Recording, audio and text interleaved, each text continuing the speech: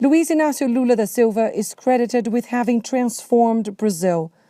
During his 8 years as president, the man simply known as Lula implemented social programs and reforms that lifted hundreds of thousands of people out of poverty. He promoted land reform, university quotas for minorities, and financial incentive for poor families who kept their children in school. He traveled the world making new friends for Brazil and won the right to host the country's first World Cup and Olympic Games. As Brazil's image improved abroad, foreign investment poured in and the economy flourished. But that was then.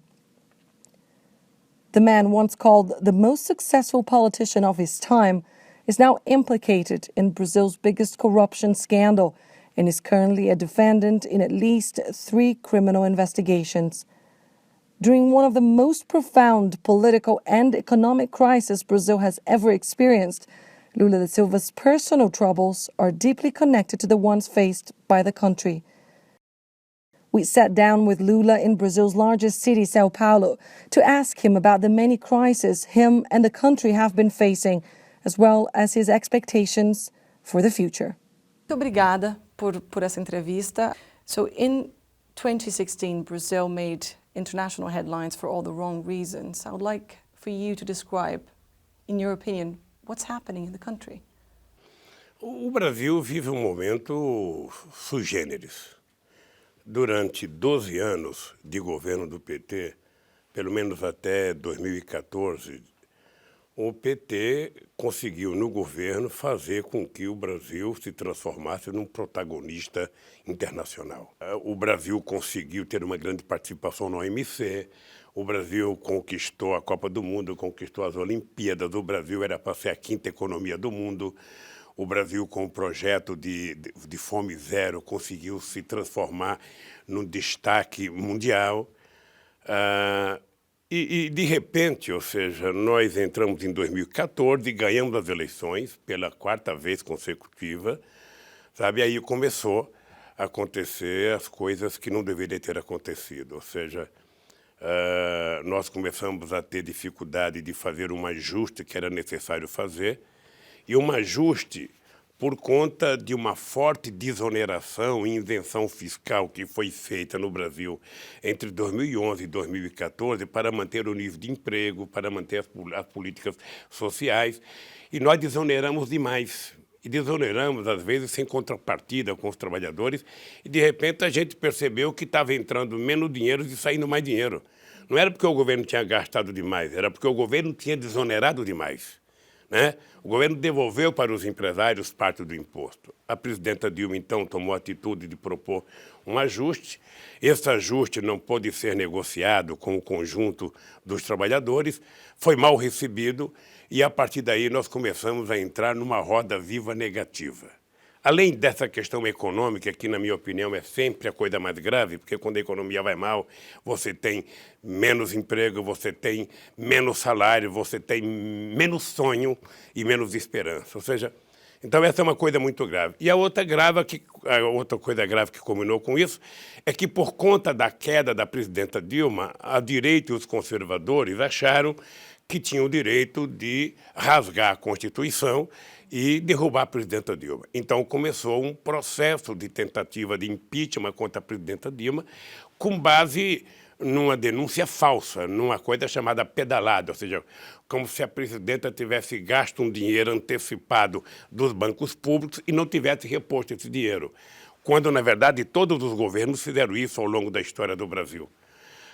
E, por conta disso, construíram uma maioria conservadora e conseguiram, tanto na Câmara quanto no Senado, votar o afastamento da presidenta Dilma. Então, o Brasil, nesse instante, vive um golpe, sabe, parlamentar, que é uma vergonha para o Brasil. This has also been a difficult year for you.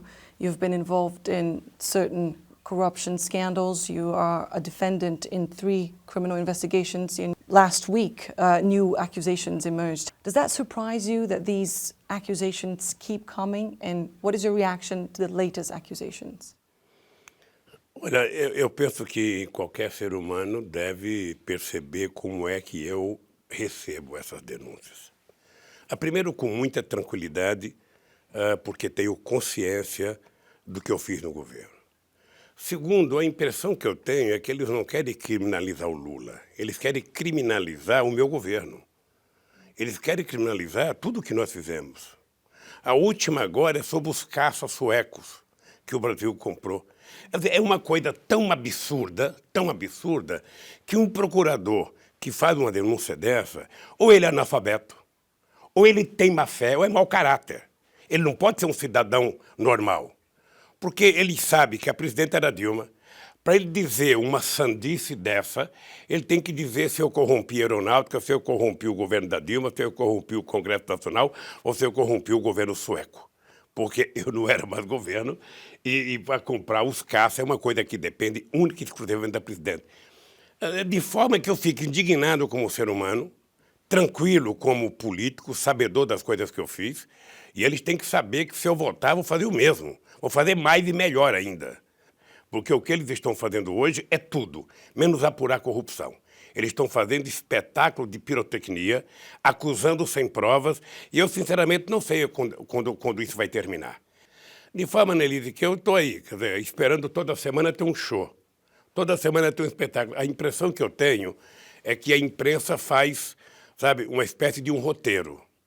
Sabe, é como uma novela. Então, todo dia tem que terminar com uma certa suspense. O que vai acontecer na sexta-feira? Então, na sexta-feira acontece uma denúncia para ser explorada no sábado e no domingo pela imprensa escrita, para aparecer nos principais jornais do sábado, e na segunda-feira fica tudo tranquilo. Quando é na sexta, volta outra notícia. É um roteiro, é como se estivéssemos vendo uma novela. Agora, o que acontece de verdade, que eu acho que eles estão indignados? É que cada vez que eles me batem, cada vez que eles me acusam, eles precisam saber que eu tenho uma relação com a sociedade que não é de ontem. É uma relação de vida que eu tenho com a sociedade. A segunda coisa é que toda vez que eles fazem umas pesquisas de opinião pública, eu apareço em primeiro lugar para ser presidente da República. Né? Então eu não sei como é que eles vão fazer. Eu não sei. Eu acho que eles estão com mais problema do que eu.